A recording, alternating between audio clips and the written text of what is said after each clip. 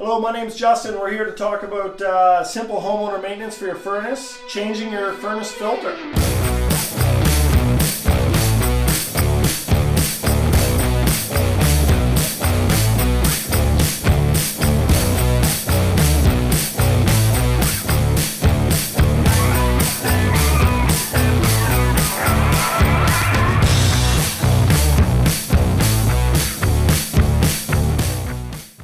The number one call that we get for no heat and no AC is a dirty filter, because if you leave it go too long, it will shut down your furnace. Very simple. We just remove the filter door.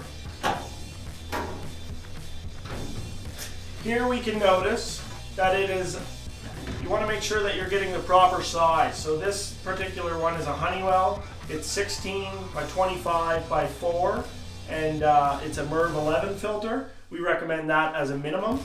Another thing to note would be the direction of airflow. So you want to make sure that the filter, when you reinstall the new one, the arrow is pointing towards the furnace. You can simply remove the filter, inspect it to see how dirty it is.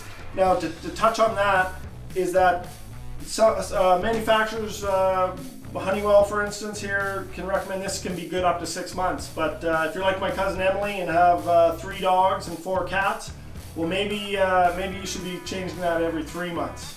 And to reinstall the new filter, simply slide it in, making sure that arrow is pointing towards the furnace,